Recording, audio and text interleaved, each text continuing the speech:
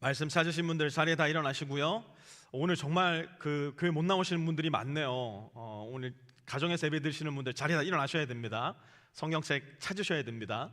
저는 못 보지만 주님은 보고 계시리라 믿습니다. 그래서 가정에서도 마음과 정성을 다해서 함께 예배드리고 말씀 들었으면 좋겠습니다. 31절과 32절 우리 함께 큰 목소리로 두 절 말씀 합독하도록 하겠습니다. 시작. 그제서야 그들의 눈이 열려서 예수를 알아보았다. 그러나 한순간에 예수께서는 그들에게서 사라지셨다. 그들은 서로 말하였다. 길에서 그분이 우리에게 말씀하시고 성경을 풀이하여 주실 때에 우리의 마음이 우리 속에서 뜨거워지지 않았습니까? 아멘. 자리에 앉으시고요. 작년 9월 첫 주부터 공부해 오던 갈라디아서 말씀을 지난주까지 잘 공부했고요. 이제 오늘부터 4주간에 걸쳐서 2월 마지막 주까지는 그 길이라는 제목의 시리즈 말씀으로 4주 동안 여러분께 말씀을 전할 예정입니다. 오늘은 그 첫 시간 막다른 길이라는 제목으로 함께 하나님 말씀 나누려고 하는데요. 혹시 사시면서 막다른 길에 도달해 보신 적 혹시 있으십니까? 하는 일마다 잘 안 되고 막히고 좌절되고 난관에 부딪혀서 여기야말로 이제야말로 막다른 길이로구나 탄식했던 경험 혹시 여러분의 인생 가운데 만나보신 적 있으신 줄 모르겠습니다. 우리는 모두 미국에서 이민자의 삶을 살기 때문에 아마 우리 중 적지 않은 분들은 신분 변경에 대한 어려움 겪어보셨으리라 생각을 합니다. 한 1년 정도 기다리면 신분 변경 잘 될 줄 알았는데 웬걸 1년 지나고 2년 지나고 10년, 20년이 지나도록 신분의 문제가 해결이 안 될 때 마침내 이민국으로부터 You must return to your country immediately, 당장 당신의 나라로 돌아가십시오 라는 편지를 받게 되었을 때 정말 막막한 느낌이 듭니다. 어느 날 갑자기 내 몸 가운데 찾아온 질병이 한 주, 두 주 지나면 낫지 않을까, 한 달, 두 달 정도면 괜찮아지지 않을까 했는데 1년, 2년, 10년이 지나도록 그 질병이 떠나가지 않을 때 정말 막다른 길이로구나, 숨이 막히는 듯한 답답함을 느끼기도 합니다. 이쯤 했으면 승진도 좀 하고 하다못해 다른 회사로부터 스카우트 제의라도 한번 받아야 될 텐데 20년 30년 외길 인생을 살았는데도 그런 증상은 하나도 내 삶 가운데 없고 이제는 오히려 회사에서 나를 좀 짐처럼 느끼나 싶은 생각이 들 때 그때도 우리는 막다른 길에 다다른 고통을 겪습니다. 하나님께서 드디어 우리 가정에도 기업을 주셨구나, 비즈니스를 열도록 허락해 주셨구나, 박수를 치고 하나님께 영광 올려드리며 비즈니스 시작했는데 웬걸 다른 데는 다 잘 되는 것만 같고 다른 데는 다 대박 나는 것만 같은데 우리 가게만 혼자 렌트비 낼 돈도 없어서 힘겨워하는 것 같을 때 그야말로 막다른 길에 나 홀로 주저앉아 있는 듯한 느낌이 들기도 할 겁니다. 우리 모두는 각각 처지와 상황만 다를 뿐 만약 이 세상 가운데 살아간다면 누구나 언제나 막다른 길을 경험하며 살아갑니다. 예수님만 잘 믿으면 모두 잘 되고 모두 잘 풀리고 모두 건강할 줄로만 알았는데 예수님 믿고 나서도 여전히 우리의 인생 가운데는 아프고 깨지고 안 풀리고 안 되는 일들이 왜 이렇게 많이, 왜 이렇게 자주 일어나는지 성경도 가만히 읽다 보면 막다른 길에 부딪힌 수많은 신앙의 선배들을 만나게 되는데요. 사실 성경에 등장하는 중요 인물치고 막다른 길에 부딪혀보지 않은 인물은 단 한 명도 없다 해도 전혀 지나친 말이 아니리라 생각합니다. 오히려 위대한 믿음의 용사일수록 그들이 부딪혔던 막다른 길의 크기는 더 크고 더 깊고 더 높았다는 것을 우리는 성경 가운데서 발견하게 됩니다. 특별히 오늘 우리가 함께 공부할 말씀에서는 그야말로 앞뒤 좌우 상하 완전히 꽉 막힌 듯한 막다른 길을 만난 두 사람을 만나게 되는데요. 오늘 본문 누가복음 24장 13절로 돌아가셔서 13절 말씀부터 함께 보도록 하겠습니다. 13절은 이렇게 시작합니다. 마침 그날에, 그렇다면 누가복음 24장에서 이야기하고 있는 마침 그날은 어떤 날이었을까요? 마침 그날은 예수님이 십자가에 못 박혀 죽으신 지 3일이 되는 날이었어요. 마침 그날은 무덤에 갔었던 여인들이 빈 무덤을 발견했던 날이었고요. 마침 그날은 바로 그 장소에서 천사들을 만나 천사로부터 예수님이 다시 살아나셨다라는 말씀을 들었던 날이었어요. 여인들이 제자들에게 이 말씀을 전했을 때 참 재미있게도 모든 제자들은 하나같이 이 여인들의 말을 믿지 못합니다. 바로 그날에 또 이런 일이 일어나는데요, 13절부터 16절까지 제가 읽을 테니까요, 눈으로 한번 따라와 보시기 바랍니다. 그들 가운데 두 사람이 예루살렘에서 한 30리 떨어져 있는 엠마오라는 마을로 가고 있었다. 그들은 일어난 이 모든 일을 서로 이야기하고 있었다. 그들이 이야기하며 토론하고 있는데 예수께서 가까이 가서 그들과 함께 걸으셨다. 그러나 그들은 눈이 가려져서 예수를 알아보지 못하였다. 이 본문 안에는 막다른 길에 부딪힌 사람의 첫 번째 특징이 먼저 등장을 합니다. 막다른 길에 있을 때 오늘 본문 속 두 사람, 그리고 저와 여러분도 마찬가지일 텐데요, 우리는 예수님을 잘 보지를 못합니다. 막다른 길에 있을 때 저와 여러분은 예수님을 잘 보지를 못해요. 예수의 무덤이 비었다는 말을 들은 모든 제자들은 그만 패닉에 빠지고 맙니다. 그중 두 사람은 어디로 갈지를 몰라서 아무런 목적도 없이, 아무런 이유도 없이 그냥 자기 고향이기 때문에 엠마오라는 시골 마을로 떠나버립니다. 그 길 위에서 그들이 3년 반이라는 시간 동안 열심히 따라다녔던 부활의 예수님을 만나지만 희한하게도 그들은 눈앞에 예수님을 예수님으로 알아보지 못합니다. 막다른 길에 있을 때 예수님이 잘 보이지 않기 때문에 그래요. 여러분들의 인생 속에서 막다른 길에 부딪혔을 때 여러분들이 가장 잘 하는 말씀은 어떤 이야기인가요? Where are you, God? 하나님, 도대체 어디 계세요? 하나님, 도대체 뭐 하고 계시는 거예요? 하나님, 살아 계시기는 한 겁니까?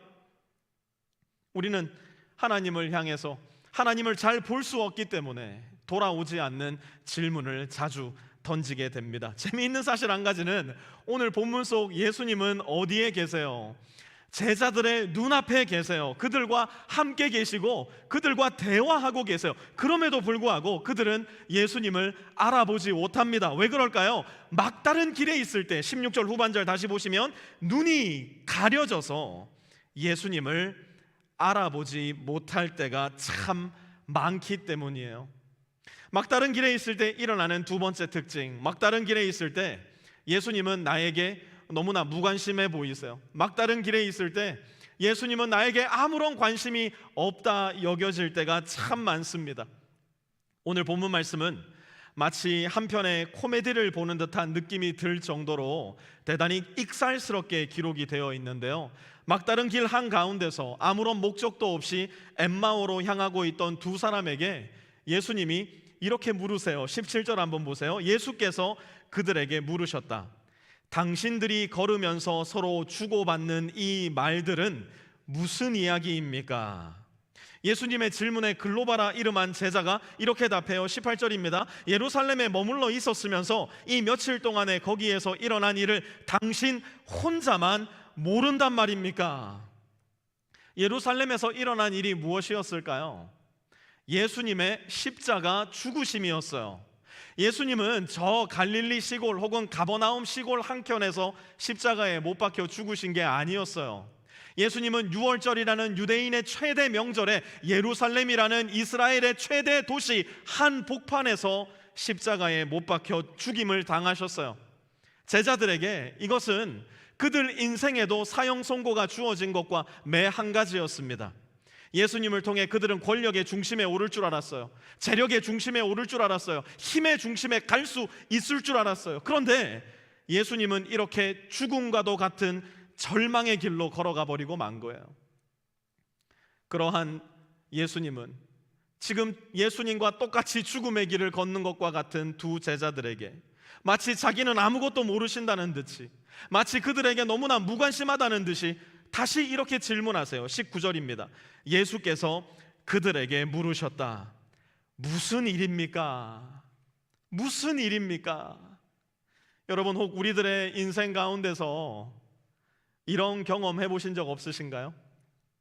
지금이야말로 예수님이 출동이다 하셔서 내 인생에 딱 나타나셔야 하는 순간인데, 지금이야말로 예수님께서 내 인생에 어떠한 기적이라도 행하셔야 될 한 순간인데, 조금 선을 넘어서 이야기하자면 지금 당장 예수님이 나 도와주지 않으시면 나 진짜 죽을 것만 같은데, 오히려 예수님은 그런 나에게 아무런 관심도 없으신 듯, 마치 강 건너 불구경하시듯이 무슨 일이냐, What's going on?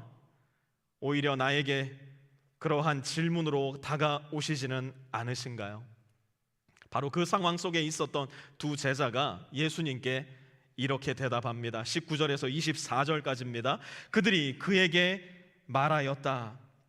나사렛 예수에 관한 일입니다. 그는 하나님과 모든 백성 앞에서 행동과 말씀에 힘이 있는 예언자였습니다. 그런데 우리의 대제사장들과 지도자들이 그를 넘겨주어서 사형 선고를 받게 하고 십자가에 못 박아 죽였습니다. 우리는 그분이야말로 이스라엘을 구원하실 분이라는 것을 알고서 그분에게 소망을 걸고 있었던 것입니다. 그뿐만 아니라 그런 일이 있은 지 벌써 사흘이 되었는데 우리 가운데서 몇몇 여자가 우리를 놀라게 하였습니다. 그들은 새벽에 무덤에 갔다가 그의 시신을 찾지 못하고 돌아와서 하는 말이 천사들의 환상을 보았다는 것입니다. 천사들이 예수가 살아계신다고 말했다는 것입니다. 그래서 우리와 함께 있던 몇 사람이 무덤으로 가서 보니 그 여자들이 말한 대로였고 그분은 보지 못하였습니다. 아멘. 하나님을 향해 우리가 갖고 있는 무지한 오해는 무엇인가? 특별히 막다른 길에 도달해 있을 때 하나님을 향해 우리가 가지게 되는 무지한 오해가 무엇일까? 그것은 내가 원하는 대로, 내가 원하는 때에 하나님이 날 위해 일하시지 않으시면 하나님은 나를 향해 무관심하다 생각하는 것이에요. 하나님, 나 이번 달에는 무조건 이직해야 됩니다. 하나님, 나 이번 달에는 무조건 승진해야 됩니다. 하나님, 나 올해가 다 가기 전까지는 반드시 결혼해야 돼요. 봄이 오기 전에 하나님 우리 가족에 새 생명을 주셔야 돼요. 여름이 오기 전에는 하나님 내 병 깨끗하게 낫게 해주셔야 됩니다. 하나님, 그렇게 기다리고 기도했던 내 비즈니스 올 가을이 오기 전에는 시작하게 해주셔야 돼요. 하나님, 저 못된 내 남편의 성질머리 지금 당장 좀 고쳐주세요. 하여튼 뭐가 됐든 딱 그때까지 내가 원하는 방법대로 하나님 무조건 일해 주셔야 됩니다. 그리고 그러한 일들이 내가 정한 시간, 내가 정한 방법대로 일어나지 않으면 하나님을 향한 무지한 오해라는 거대한 바다에 빠져서 허우적거리기 시작하는 거예요. 하나님 도대체 뭐 하시느냐고, 어디에 계시느냐고, 살아 계시기는 한 거냐고 분노의 두 주먹을 하나님 향해 흔들어 보신 적 혹시 여러분은 없으십니까? 오늘 본문에 등장하는 두 제자도 마찬가지였어요. 그들의 생각에 예수님은 이스라엘을 로마의 압제로부터 건져내셔야 하는 분이었어요. 그들의 생각에 예수님은 저 로마의 시저를 폐위시키고 예수님께서 예루살렘에서 온 세상을 다스릴 황제로 등극하셔야만 했어요. 그런데 예수님은 위대한 정복자가 되시기보다는 고통받는 종이 되시기를 선택하셨어요. 예수님은 제국의 황제가 되기보다는 지금 예수님과 대화하고 있는 이 두 사람을 살리시기 위하여, 이 두 사람에게 영생을 주시기 위하여 십자가에 못 박혀 죽으시기를 더 기뻐하셨어요.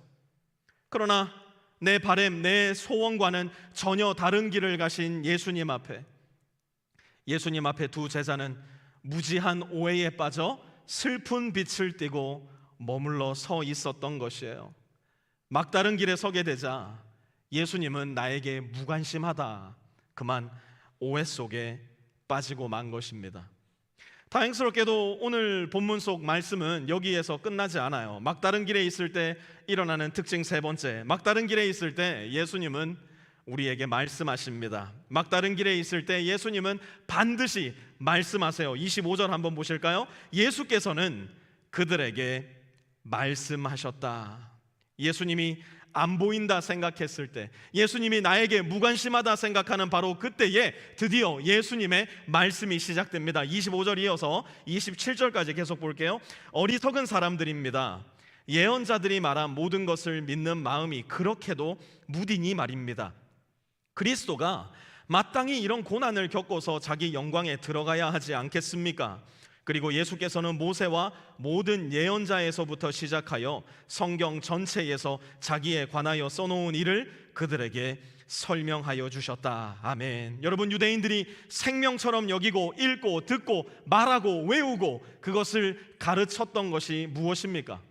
바로 토라라고 불리는 모세 오경을 포함한 모든 예언서들, 그리고 시가서라고 불렸던 시편, 잠언, 아가서의 말씀이었어요. 다시 말해 구약 성경 전체를 유대 사람들은 생명처럼 여기고 외우고 가르치기에 여념이 없었다는 겁니다. 문제는 그 성경을, 그 하나님의 말씀을 그들의 바램대로, 그들의 욕망대로, 그들의 소원대로 읽고 해석하고 가르쳤다는 것이에요. 구약 성경의 수많은 예언들은 한 사람 예수 그리스도의 생애와 죽으심과 부활로 성취되었어요. 문제는 예수님의 제자들을 포함한 모든 유대인들이 그 당시에는 그것을 제대로 볼 수 없었다는 데 있었습니다. 그건 오늘을 살아가는 우리에게도 마찬가지예요. 우리는 하나님의 말씀을 그저 내 취향대로, 내 기분대로, 내 스케줄 따라 읽고 안 읽고 순종하고 불순종하기를 취사 선택합니다. 이게 마치 뭐와 같은 줄 아세요? 내 남편이 나한테 카톡 메시지를 하나 보냈는데 카톡 메시지가 화면 바깥쪽에 부분만 뜨는 거예요. 그런데 그 부분의 메시지만 읽고 이거는 안 읽어도 되겠네, 남편이 무슨 얘기하는지 다 알겠네, 안 읽고 있는 것과 똑같은 거예요. 또 다른 예를 한번 들어볼까요? 잠깐 메시지가 떴는데 첫 문장부터가 내가 읽기 싫은 메시지예요. 내가 듣고 싶지 않은 메시지예요. 그러니 아예 그냥 꺼버리는 겁니다. 혹은 그 메시지를 읽고 나서도 전혀 반응하지 않는, 요새 카톡 전문 메시지로 한다면 익십을 하고 있는 수많은 신자들이 오늘날 이 생 가운데는 비일비재하다는 것. 여러분, 우리는 내 스스로에게 정직하기만 하다면 아마 이 말을 받아들일 수밖에 없을 거예요. 사랑하는 빛의 성도 여러분, 잘 기억하세요. 하나님의 생각은 우리의 생각과 달라요. 하나님의 뜻과 하나님의 길은 우리의 생각보다 훨씬 더 높고 훨씬 더 고귀합니다. 하늘이 땅보다 높음과 같이 하나님의 생각은 우리의 생각보다 높고, 하늘이 땅보다 높음과 같이 하나님의 길과 하나님의 뜻은 우리의 그것보다 훨씬 더 높아요. 그렇다면 지금도 살아계시고 지금도 말씀하시는 삼위일체의 하나님을 믿는 우리 신앙에 피할 수 없는 가장 결정적인 정체성이 뭔지 아십니까? 어떤 상황 속에 있든지 저와 여러분에게 말씀하시는 하나님의 말씀을 듣는 거예요. 우리가 비록 막다른 길에 있다 할지라도 거기에서 말씀하시는 하나님께 순종하는 것이에요. 이거 쉽지 않죠. 자연스럽지도 않죠. 하고 싶지도 않을 겁니다. 그럼에도 불구하고 그 하나님의 길에, 그 하나님의 생각에, 그 하나님의 뜻에 나의 생각과 뜻과 길을 맞추는 여정을 걸어가는 것, 그것이 바로 우리 그리스도인들의 사명이고 우리 그리스도인들이 걷는 믿음의 여정이에요. 왜 그래요? 막다른 길에 있을 때도 여전히 예수님은 말씀으로 저와 여러분에게 다가오시기 때문이에요. 막다른 길에 있을 때 네 번째 특징, 막다른 길에서 예수님은 진짜 나의 필요에 너무나 관심이 많으세요. 막다른 길에 있을 때 예수님은 나도 모르는 진정한 나의 필요에 너무나 관심이 많으십니다. 28절에서 30절까지 우리 한번 한 목소리로 읽어보겠습니다. 28절에서 30절입니다. 시작. 그 두 길소는 자기들이 가려고 하는 마을에 가까이 이르렀다. 그런데 예수께서는 더 멀리 가는 척 하셨다. 그러자 그들은 예수를 만류하여 말하였다. 저녁 때가 되고 날이 이미 저물었으니 우리 집에 묵으십시오. 예수께서 그들의 집에 묵으려고 들어가셨다. 그리고 그들과 함께 음식을 잡수시려고 앉으셨을 때에 예수께서 빵을 들어서 축복하시고 떼어서 그들에게 주셨다. 아멘. 엠마오에 도착하자 날이 저물어 버립니다. 예수님의 말씀에 큰 감명을 받았던 두 제자는, 하지만 여전히 예수님을 알아보지 못했던 두 제자는 예수님을 그들의 집으로 초청합니다. 단순히 초청한 것이 아니라 개역 개정 번역을 보면 예수님을 강권하였다, 힘을 써서라도 붙잡아 두고자 하였다는 겁니다. 왜요? 당연히 예수님의 말씀을 더 듣고 싶어서였어요. 예수님의 가르치심을 더 받고 싶어였습니다. 그런데 예수님은 그들과 함께 집에 들어가시자 그들의 기대와는 달리 무엇을 하시는가? 빵을 들어서 축복하시고 빵을 떼어서 제자들에게 나누어 주십니다. 13절에 돌아가셔서 보시면요, 예루살렘에서 엠마오까지는 거리상으로 약 30리, 7마일 정도의 거리였다고 소개를 하고 있어요. 그리 긴 거리는 아니지만 성인 장정도 걸어서 2-3시간은 좋게 걸리는 거리였을 겁니다. 그렇게 예루살렘으로부터 엠마오를 걸어온 두 제자는 분명 배가 고팠을 거예요. 그런 제자들을 앉혀놓고 계속 말씀을 가르쳐 주시기보다 예수님은 그들을 먼저 먹이십니다. 막다른 길에 있어서 몸도 마음도 너무나 허기졌던 그들을 음식으로 먼저 회복시키기를 원하셨던 거예요. 아무리 막다른 길에 있어도, 우리가 예수님을 보지 못한다 하여도, 우리가 예수님을 향해 주님 나한테 아무 관심이 없으시군요, 무지한 오해에 빠져 있다 하더라도 우리가 여전히 숨을 쉬고, 우리가 여전히 밥을 먹고, 우리가 여전히 이 자리에 함께 예배 드릴 수 있다는 것, 그것은 하나님의 은혜가 여전히 우리와 함께 한다는 명백한 증거가 될 겁니다. 예수님은 지금도 말씀하세요. 오늘도 말씀하세요. 수고하고 무거운 짐진 자들아, 다 내게로 오너라. 왜요? 내가 너희에게 엄청난 일을 맡길게. 내가 너희에게 세계 정복의 미션을 줄게. 내가 누구보다 너를 더 써먹을게. 예수님 그렇게 말씀 안 하세요. 수고하고 무거운 짐진 자들에게 필요한 게 뭐예요? 쉼입니다. 회복이에요. 내가 일하지 않아도, 내가 노력하지 않아도 예수님 여전히 나를 사랑하시고, 내가 예수님 앞에 증명할 거 그 하나 없어도 예수님 여전히 나를 안아주신다는 것, 그것이 바로 쉼의 목적이에요. 그래서 예수님은 말씀하셨어요. 내가 너희를 쉬게 하리라. 두려움과 떨림 가운데 있었던 제자들에게도 말씀하셨어요. 평안을 너희에게 주노니 내가 주는 평안은 세상이 알 수 없는 평안이라. 예수님은 저와 여러분에게 무엇이 필요한지 정확히 아시는 분이에요. 인생의 막다른 길에 서 계십니까? 그렇다 한다면 지금이 우리의 필요를 채워주시는 예수님을 경험할 절호의 기회입니다. 예수님은 나의 필요에 관심이 많으시기 때문이에요. 나조차도 알지 못하는 내 인생의 구멍을 채우실 수 있는 유일한 분이 바로 예수 그리스도이시기 때문이에요. 막다른 길에서 경험하게 되는 5번째 특징은 무엇일까? 막다른 길에서 예수님은 나의 눈을 열어주십니다. 막다른 길에 있을 때 어둠 가운데 있었던 내 영혼의 눈을 주님은 열어주세요. 31절 같이 한번 읽어볼까요? 31절입니다. 시작. 그제서야 그들의 눈이 열려서 예수를 알아보았다. 그러나 한순간에 예수께서는 그들에게서 사라지셨다. 아멘. 굉장히 재미있는 일이 일어납니다.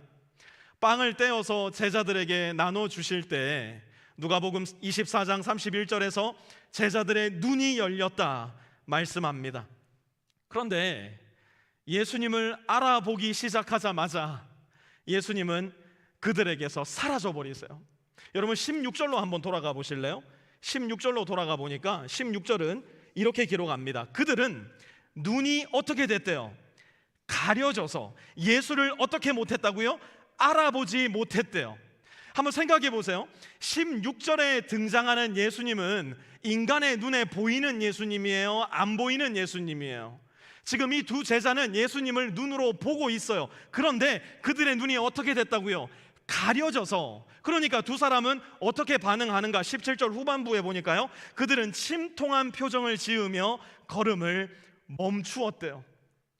부활의 주님이 눈앞에 계신데 그들은 그 부활의 주님을 눈앞에 두고 침통했어요. 너무너무 슬퍼했다는 거예요. 그런데 정반대의 상황이 31절에서 일어납니다. 31절 가셔서 그제서야 그들의 눈이 어떻게 됐다고요? 열려서 예수를 알아보았다. 자, 이제는 예수님이 누구신지 알아봤어요. 예수님이다 하고 두 제자는 외쳤을 거예요. 그런데 그 즉시로 어떻게 됐대요? 31절 후반절 보세요. 한순간에 예수께서는 그들에게서 어떻게 됐다고요? 사라지셨다. 31절 현재 예수님은 그들의 눈에 보입니까? 안 보입니까? 31절 현재 그들의 눈에 예수님은 안 보여요. 그런데 영혼의 눈이 밝아지니까 그들은 더 이상 머물러 서서 침통해하지 않습니다. 영혼의 눈이 밝아져서 부활의 예수님을 만나게 되니까 그들은 이렇게 말합니다. 32절 같이 읽습니다. 시작. 그들은 서로 말하였다. 길에서 그분이 우리에게 말씀하시고 성경을 풀이하여 주실 때에 우리의 마음이 우리 속에서 뜨거워지지 않았습니까? 아멘.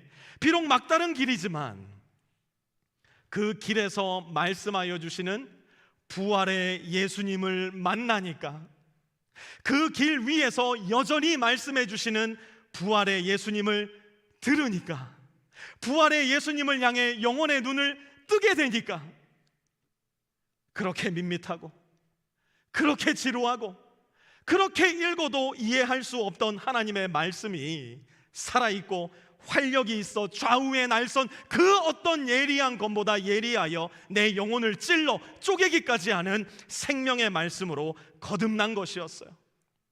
사랑하는 빛의 성도 여러분, 막다른 길에 서 계십니까? 막다른 길 가운데 서 보신 적이 있으신가요? 막다른 길 위에 서게 될 불안한 마음이 혹시 여러분들을 찾아올 때가 있으신가요? 그 막다른 길 위에서 우리는 오늘 본문 속 두 제자가 겪었던 것과 매우 흡사한 경험을 하게 될 겁니다. 막다른 길 위에 있을 때 예수님 잘 안 보일 거예요. 막다른 길 위에 있을 때 예수님 나에게 너무 무관심하구나, 예수님 너무 무심하구나, 예수님을 향해 서운한 마음도 들 겁니다. 맞아요. 그런 답답하고 괴로운 심정을 부인할 필요 없어요. 하나님 앞에 그 마음까지도 이야기하실 수 있어야 돼요. 하지만 그러한 감정에만 사로잡히지 마시고 오늘 본문 속 예수 그리스도의 말씀을 붙잡으시기 바라요. 막다른 길에 있을 때 우리 주님은 말씀하세요. 막다른 길에 있을 때 우리 주님은 나의 가장 중요한 필요를 채워주실 거예요. 막다른 길에 있을 때 예수님은 어두워 보지 못했던 내 눈을 밝혀 살아계시고 영원히 우리를 위해 중보하시는 예수님을 보게 하실 거예요. 이것은 마치 어둠 속에서 성광이 번쩍이는 것과 같은 경험이 될 겁니다. 도저히 무시할 수 없는, 도저히 부인할 수 없는 빛과 같이 저와 여러분을 찾아올 거예요. 오늘 본문 속 두 제자에게 그 빛은 예수님께서 빵을 떼어 주실 때에 그 어두운 마음에 비춰오기 시작했어요. 그 빛은 사울이라는 청년이 저 다메섹을 향해 의기양양하게 말을 타고 그리스도인들을 죽이러 갈 때 그 어두운 마음의 빛이 비추기 시작했어요. 엘리야는 너무나 지쳐서 로뎀나무 밑에 주저앉아 이제 나를 좀 죽여주십시오, 하나님을 향해 항의하며 기도할 때 그 빛으로 하나님을 만나게 되었어요. 모세는 먼지바람 펄펄 나는 그 광야 한가운데서 40년의 시간을 보내고 이제 내 인생은 여기에서 끝이로구나 한탄하고 있을 때 꺼지지 않는 떨기나무 속에서 그 빛을 만나게 되었어요.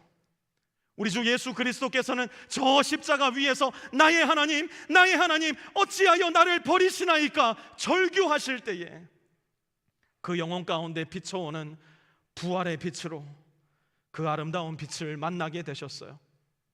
그리고 오늘 바로 이 자리에 앉아 예배드리는 우리 한 사람 한 사람에게도 우리 주님은 성광처럼 번쩍이는 빛으로 찾아오실 겁니다.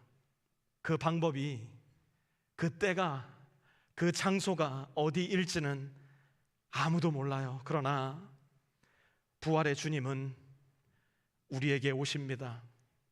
반드시 오십니다. 내가 너희와 항상 함께 하겠다 약속하신 예수 그리스도께서는 막다른 길에 처해 있는 저와 여러분을 찾으시고 찾아오시고 반드시 만나 주실 거예요. 그러므로 막다른 길에서, 아니 막다른 길의 전혀 반대편에서 우리가 보지 못하는 그 방법으로, 그 장소에서, 그 때에 우리를 만나기 위해 우리에게 걸어오시는 예수 그리스도를 기대하십시오. 가장 막막한 막다른 길, 곧 십자가의 길을 걸으셨던 우리의 주 예수 그리스도께서는 절대로 결단코 막다른 길을 걸어가는, 막다른 길 끝에 서 있는 저와 여러분을 외면하시지도 무시하시지도 부인하지도 않으실 겁니다. 우리를 결단코 홀로 두지 않으시는 예수님이 걸어오시는 막다른 길의 반대편, 그곳에서 성광처럼 번쩍이시는 우리의 주님을 보게 되는 저와 여러분이 되시기를 주님의 이름으로 축원합니다. 우리 자리 다 일어나셔서 이 찬양으로 함께 하나님 앞에 나갔으면 좋겠는데요. 하나님, 내가 괴롭고 힘들고 눈물 나는 상황 가운데 있지만 바로 여기에서 주님의 얼굴을 뵙기 원합니다. 우리 그 마음을 가지고 괴로울 때 주님의 얼굴 보라, 내 영혼을 향해 선언하시면서 찬양하시겠습니다. 주님의 얼굴 보라, 평화의 주님 바라보아라. 세상에서 시달린 친구들아,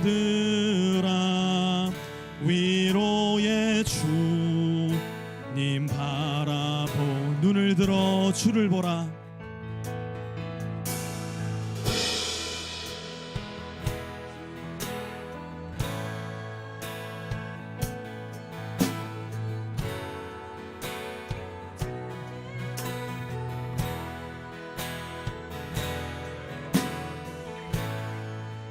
주님의 얼굴 보라, 사랑의 주님 안식 주리.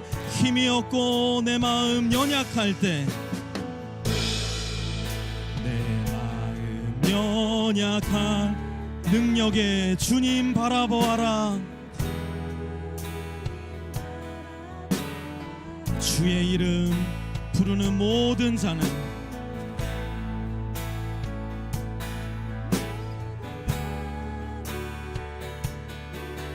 우리 다시 한번 1절 찬양합니다. 괴로울 때 주님의 얼굴 보라. 괴로울 때 주님의 얼굴 보라. 평화의 주님 바라보아라. 세상에서 시달린 친구들아, 위로의 주님 눈을 들어 주를 보라. 내 영혼을 향해 선언하시기 바랍니다. 주를 보라. 내 모든 염려 주께 맡겨라. 슬플 때에 주님의 얼굴 보라. 사랑의 주님 안식. 눈을 들어 주를 보아라. 눈을 들어 주를 보라. 내 모든 염려 주께 맡겨라. 슬플 때에 주님의 얼굴 보라. 사랑의 주님 안식 주리라. 우리 시간 함께 들은 말씀 기억하시면서 기도하는 시간 갖기 원하는데요, 특별히 이 시간 내 인생의 막다른 길에 서 계신 분들, 예수님이 잘 안 보이실 겁니다. 예수님이 나에게 너무 무관심하다는, 빠져나올 수 없는 큰 바다 오해에 빠져 계신 분도 아마 이 자리에 계시리라 생각합니다. 하지만 오늘 말씀 한번 여러분들의 영혼의 손을 뻗어 붙잡아 보시겠습니까? 예수께서는 말씀하셨습니다. 예수께서는 빵을 들어 제자들에게 나누어 주셨습니다. 예수께서는 어두운 그들의 영혼의 눈을 밝혀 부활의 주님을 보게 하셨습니다. 오늘 이 시간 기도할 때 주님, 저에게도 말씀해 주십시오. 저에게도 주님만 아시는 나의 필요를 채워 주십시오. 저의 어두운 영혼도 주님께서 밝혀 주셔서 부활의 주님을 만나게 해 주십시오. 여러분, 내 인생이 어떤 막다른 길에 있든지 간에 부활의 주님 만나면 끝난 겁니다. 죽음을 이기시고 다시 사신 예수님을 만났는데 두려울 게 무엇이 있겠습니까? 무서울 게 무엇이 있겠습니까? 막다른 길이 무슨 문제가 되겠습니까? 오늘 이 시간 기도하실 때 주님, 나의 눈을 밝혀 주님께서 비추어 주시는 빛을 보게 하시고 부활의 주님 손을 붙잡고 이 어렵고 힘들고 눈물 나는 내 인생의 막다른 길 여전히 성실하게 걸어갈 수 있도록 주님 역사하여 주시옵소서. 우리 이 시간 말씀하시는 예수님 붙잡고 부활의 주님 앞에 기도하며 나아가시겠습니다. 하나님 아버지, 어렵고 힘들고 눈물 나고 절망적이고 이제는 끝났다고 싶은 내 인생의 막다른 길에 서 있는 수많은 주님의 자녀들이 이 자리에 있습니다. 하나님, 그 길 가운데 주님 말씀을 듣게 하여 주시옵소서. 우리의 필요를 성실하게 채워주시는 예수 그리스도를 만날 수 있도록 하나님 은혜를 베풀어 주시옵소서. 무엇보다 주님을 향해 닫혀 있었던 나의 마음이 주님을 보지 못하게 가로막고 있었던 어두운 내 영혼의 눈이 성광처럼 번쩍이시는 빛 대신 주님께서 보여주심으로 말미암아 부활의 주님 만날 수 있게 하여 주시고, 그로 말미암아 내 인생의 문제가 여전하다 할지라도, 내 인생의 고통이 여전하다 할지라도 그 사망의 음침한 길 가운데 지팡이와 막대기가 되시어 나를 인도해 주시는 하나님, 그 하나님의 손을 붙잡고 오늘의 이 막다른 길을 성실하게 걸어갈 수 있는 우리 모든 빛의 성도들 다 될 수 있도록 주님 은혜를 베풀어 주시고 역사하여 주시옵소서. 우리 괜찮으신 분들은 여러분들의 두 손을 내 영혼을 주님께로 듭니다라는 마음을 가지고 한번 들어보시겠습니까? 그리고 이렇게 함께 주님을 향해서 다시 한번 고백하기 원합니다. 눈을 들어 주를 보라, 내 모든 염려 주께 맡겨라.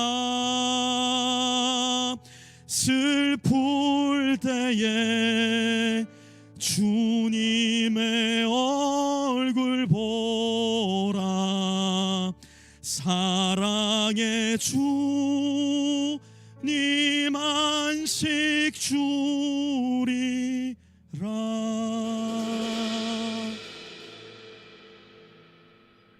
이제는 우리에게 영원한 안식을 주시는 우리 주 예수 그리스도의 은혜와 하나님 아버지의 극진하신 사랑하심과 성령의 내주교통하심이 오늘 이 자리에 머리 숙여 하나님께 예배드리며, 주님, 이제 진짜 막다른 길입니다. 주님 도와주시지 않으시면 나에게는 아무 소망이 없습니다. 하나님 앞에 들리지 않는 비명으로, 들리지 않는 신음으로 기도하고 다시 이 세상 가운데로 나아가는 막다른 길 위에 서 있는 모든 성도들 머리 위에와 그들의 가정 위에, 그들의 직장 위에, 그들의 기업 위에, 그들의 모든 관계들과 자녀들 한 사람 한 사람 머리 위에도 이제로부터 영원토록 함께 하옵시기를 간절히 축원하옵나이다. 아멘.